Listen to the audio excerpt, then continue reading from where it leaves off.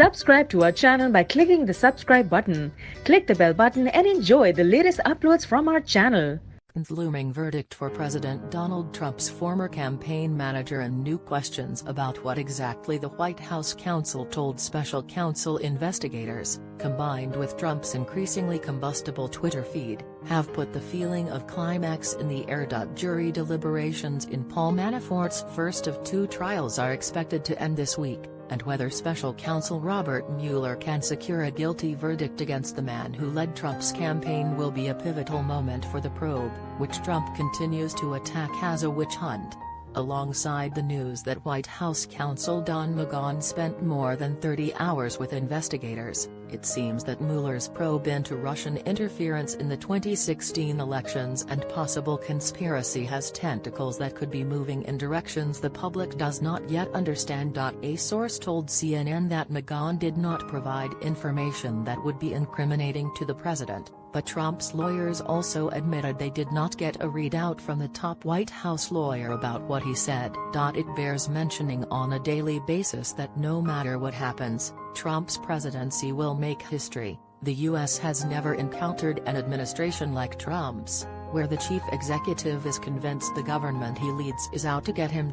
And history was much on Trump's mind as he dispatched his takes on Watergate and McCarthyism on his Twitter feed over the weekend. Trump was alleging McCarthyism over the weekend, but it's the Watergate comparisons he rejects that seem to be sticking. It was Richard Nixon's White House counsel John Dean who flipped on Nixon and helped bring him down.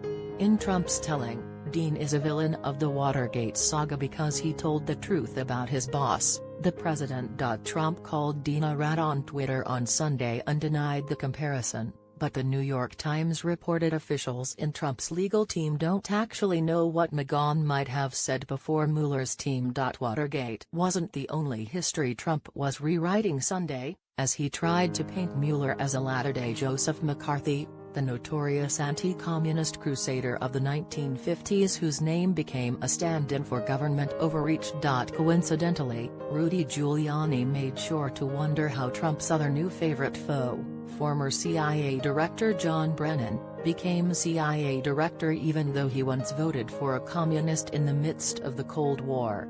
Brennan has publicly talked about that vote for Gus Hall for president in the 1970s, but Trump was more concerned with the 50s on Sunday.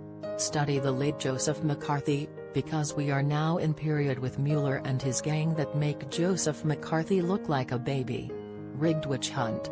Trump said on Twitter. The president may very well have studied McCarthy. In New York in the 70s, Trump was a protege of Roy Cohn, the lawyer who decades earlier helped McCarthy try to root out communists and allege ties to the Soviet Union. McCarthy's effort, now seen almost universally as a stain on the country, saw him and Cohn run wild as they ruined lives and ginned up the Red Scare, alleging a communist infiltration in the State Department and producing a list of names he said were the culprits. He later held hearings about alleged communist sympathies in the army. Stylistically, McCarthy's secret list of communists and the innuendo he used to frighten Americans with a communist conspiracy theory shares more similarities with Trump's allegations of a deep state and his growing list of current and former government officials, including Brennan, whose security clearances Trump has either revoked or is reviewing. Trump's ties to McCarthy are stronger than any comparison of McCarthy to Mueller, who is not a senator trying to use public hearings and reports for political gain, but rather a special counsel who by all accounts is proceeding quietly and methodically. The McCarthy illusion was the latest revisionist history lesson from Trump as the country waits for jurors to finish deliberating in the trial of Trump's former campaign manager in Alexandria, Virginia, on tax evasion and fraud charges. Earlier this month, Trump made the unwelcome comparison between that former campaign boss, Paul Manafort, and Al Capone, the infamous mob boss ultimately brought down by the IRS on tax evasion charges. Meanwhile, it's unclear to everyone but Mueller and his team what they'll ultimately report. And it became clear this weekend, after Trump lashed out following a series of stories in the New York Times about White House counsel McGahn, who Trump says he early on encouraged him to cooperate with Mueller. The Times later wrote, and a source confirmed to CNN, that the White House is unclear what information McGahn may have shared with Mueller, a potentially frightening development for Trump, since McGahn could be witness